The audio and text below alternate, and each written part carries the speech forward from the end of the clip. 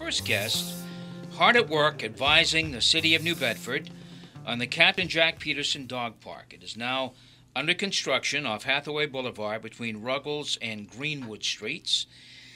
Lynne Peterson and Lizette David are here from the Friends of the Captain Jack Peterson Dog Park group. I guess Group? I'll say that. Yep. I prefer committee, but group, okay. And they're here with some news about the dog park today and progress reports. So welcome you both. Thank you. For those unfamiliar with this project, I'm not sure why you would be, but for those who are unfamiliar, we're going to turn to Lynne Peterson and talk to her about what is a dog park. The dog park that we are planning is an off-leash, free-run dog park. In other words, you can bring your dogs in, take them off leash, and they can run around like crazy. There will be benches for you to sit. You don't have to run around. They do all the work. But it allows the dogs to socialize and to get rid of a lot of excess energy. Today's dogs are shut in a lot. Lizette and I talk about that all the time. People work or the dogs are kept inside, and then when you let them out, they're like crazy because they have all this excess energy. It's also good for socialization. And so they've been hoping for this for a long time, way before I got involved with it, since like 2008, right? She's been working on it. This lady has been there since the beginning to get this dog park. And what it does is it allows the city's dogs to have a place to come, socialize, run, get exercise. You can socialize. But there will be rules and regulations just like any other park, which will be posted. But it's such a wonderful thing. And they came to me a year ago. Henry Bousquet, who was sitting on the city council at the time, came and said, he didn't ask, he said, we want to name this park after Jack. And I think he'd be thrilled. I know he'd be thrilled because it's a great idea. And he loved animals. You knew him, Jim. That's right. You know that he was kind of the little quiet guy behind the scenes that got the dog stories on and gave to the, charities and hosted everything. And that's because he loved the animals. So this is a perfect, remembrance for him, I think. Lizette, how did this whole thing come about? You've been working on it for a long, long time. A brief synopsis, if you will, how it came about. Sure. What happened was the City Council in 2008 established a special committee called the Feasibility of the Dog Park. And they set up some rules and regulations, as Lynne said, some dog park etiquette for myself as a pet owner and a visitor.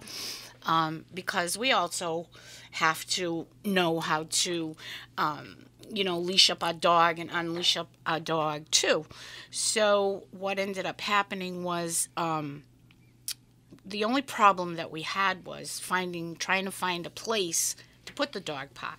There was we ran into a lot of many obstacles trying to find a place, and eventually Jane Gonzalez, who was head of the dog park committee at that time, asked Mayor Mitchell if maybe he could help us out, you know what I mean, and try to find a place to have the dog park. So he did, and this lot became available south of Keith. So we had several meetings with the neighbors in the vicinity to find out what they thought about it and if it was a good idea. And they liked the idea. So the property was a brownfield, and he had it. It was excavated. He filled it. They capped it, and they put up an engineer barrier. They went down so many feet. I think it was like 3 feet to make sure that it was safe, not only for the dogs, but for us as pet owners too. And so that's how the site location came about and everything else. But this park, I know that many communities try to get grants for dog parks. This park got a grant. Now, that is not a small thing. It's $250,000, I think. Correct. I read. Yep. Mm-hmm. But you got to go get that money. They don't just hand it out Right. per se. So tell me about that process, Lizette. What happened was Mary Raposa from Parks, Recreation, and Beaches came on board on the feasibility of the dog park, and she ended up going online trying to find some place that had a grant available to help us build the dog park. And she found the Stanton Foundation in Boston. And so she wrote up the letter, and I helped her write. We had to write a bunch of letters. There had to be someone from the Friends of the Dog Park also as an interest to write for the grant. And we got the grant. Yay! Which was really, I'm not sure if it was a surprise, but it's really a wonderful reward for some hard work. And I'm sure the city's expertise to some extent helped out there. Oh, sure. Oh, sure. And you still have the Frank Stanton Corporation that gave us this grant. They have rules, too. They wanted to make sure the place is safe for the animals because they do this all the time. Right. So this is not like a shot in the dark. They know what they're doing. And so we had to follow their rules, too. Yes. Yeah. All right. So the ribbon cutting for the dog park, the opening of the dog park, is not far away. But before we get to that, how is this going to be run? Will there be an attendant there, first off? We are still working on some of that. This is, as I like to say, a work in progress. They're dealing with that, the rules and regulations, and also so that there is safety, a swipe card situation where you use a swipe card to get in so that you can't just walk in. No one can just walk in. That is still all on the table. We're still working at that. Okay. An attendant would be, if we can work that out, we'd like that. There would be somebody there just in case something happens. They can contact Manny Maciel, our animal control officer, or they can aid if something is wrong. Yep. But that is still all on the table. We're still working on that. It is a lot of detail. It's not you just open the park and let the dogs run. Big dogs and little dogs? 2 sections. Yes, we have one large size for large dogs and a small side for little dogs. And it'll be double gated to get in when you get inside. So that way when you come in with your dog, what happens lots of times, the other dogs that are already in the park all go to the gate because you're coming in. So you don't, they don't get cornered coming in. So you let your dog off leash inside, and then you open the second gate to get into either the large size or the small size to get in. So, and in the pass, we've been calling it a paw pass. You would get that when you go down to get your license for your dog. You'd probably be given some information about, all the dogs got to be vaccinated, and you got to have everything in order to get. Will there be a fee for that? Yes. Likely there would be. Yes, because we will be receiving from the Stanton Corporation a fee for the next 3 years for the maintenance of the park. And but upkeep, sure. Anything else, we have to raise the money for. So, like if we want to put in anything new to the dog park or add anything, we have to raise those funds. Right. Okay. So there will be a fee. So right now, if you don't have a paw pass, you don't get in. You don't get in. Well, nobody has a paw pass. I can't even get in. I can't get in either. Hello? I can't. We're working on it. I'm working on it. We're working on it. All right. So what is new about the dog park, which you enticed me with? Some new thing that was happening with the dog park. When we had the groundbreaking, Mayor Mitchell, God love him, said, "Welcome to the Sahara Desert." It was. It does not look like anything. But the picture that we have of it, there will be trees, and it'll take a little while to do this. But we're excited that they broke ground because it was kind of like on a delay system for a while. So when we really said, this is it, and the equipment started coming in, then you can see the reality of it. And so to say, oh, yeah, there it is, and I drive by it all the time, and then nothing was happening, it was like, come on, why can't this? And then everything started going. So we're hoping for the beginning of November at the very latest. And it will be open all the time, not 24 hours a day. There will be time setups, but it should be open year round. Yeah, because dawn to dusk. Dawn to dusk. We're talking. That's the other thing. Times, people walk dogs after work all the time, and in the winter, people walk their dogs. They like to take their dogs out to run. So maintenance is controlled by the city, I believe. Right. They will take care of keeping everything nice. We're going to have a water fountain. A water fountain for the dogs. For the dogs, not us. We can't go swimming. And there'll be electricity there in case they want to put up lighting. If they decide to put up lights. lighting to keep the park open a little You have later. to have responsibility, though. Lizette and I talk about this all the time. If you're a dog owner, you carry poop bags with it. This is a tacky subject for Sunday, but you have to be responsible for your dog. There will be barrels and things, but you got to pick up. You can't just let your dog run amok and then everybody else takes care of it. Right. So we are hoping that this teaches families and kids and people that you just don't turn the dog loose and say, good, see you in 20 minutes. You have to play with the dog. We're hoping eventually to have little things like hydrants. Right now there's going to be big rocks, but like hydrants and things like that for them to play around, because dogs love hydrants, Jim. Toys. Yes, Yes. toys. Yes. And so there'll be rules and regs, but in any place there's rules and regulations, Sure. and so that would be one of the things. You're listening to Townsquare Sunday. My guests, Lynne Peterson and Lizette David. They are members of the Captain Jack Peterson Dog Park Advisory Group. The New Bedford Dog Park, as we mentioned, was fortunate to receive a grant from the Stanton Foundation for the dog park. It certainly helps with the planning and amenities in the park.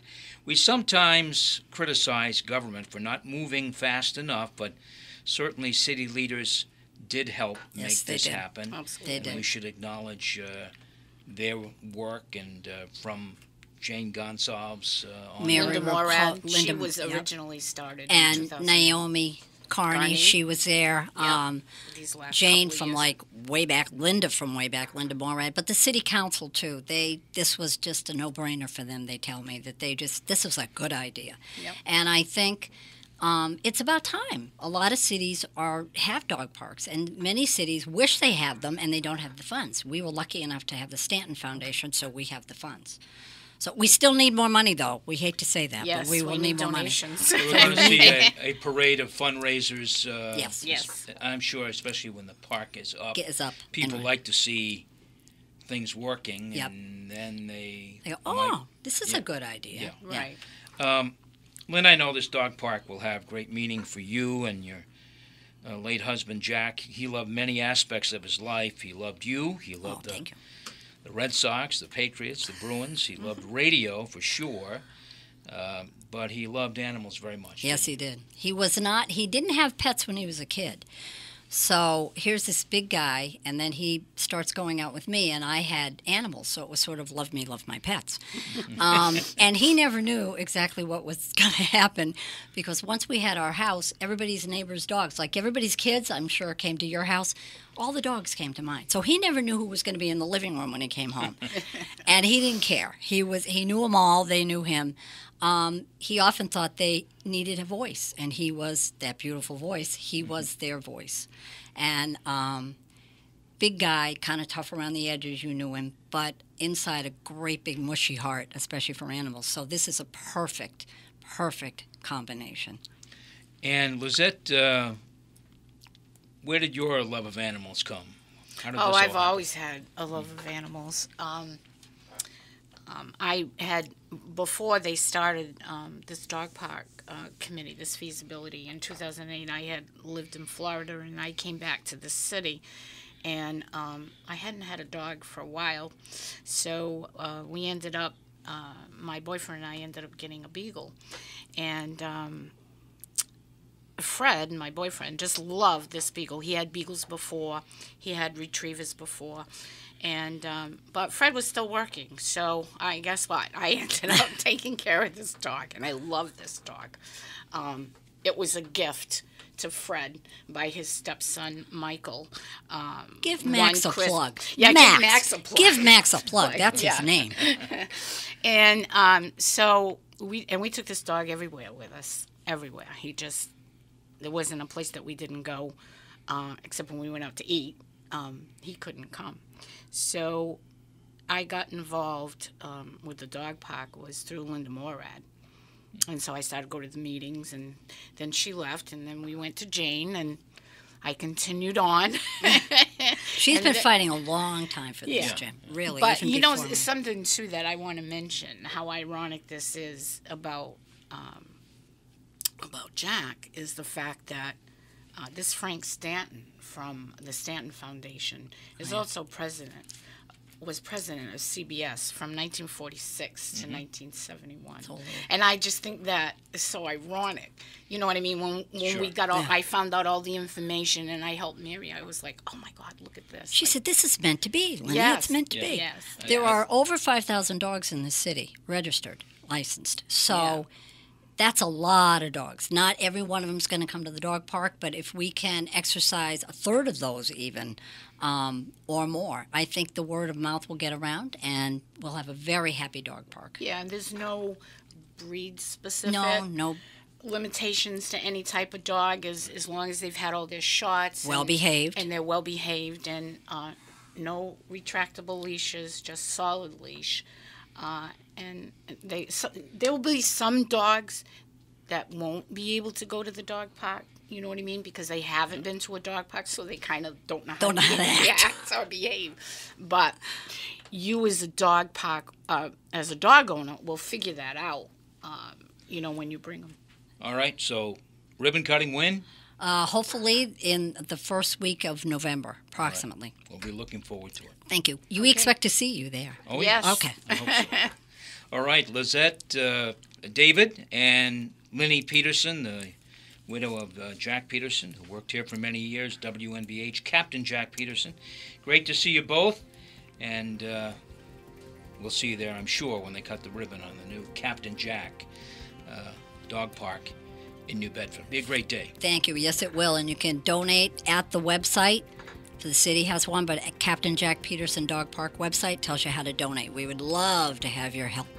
Thank you. You can send it in care of the Coalition of Animals. Coalition for Animals. On 834 Kempton Street in New Bedford, and just make a notation to Manny Maciel. It's for the dog park.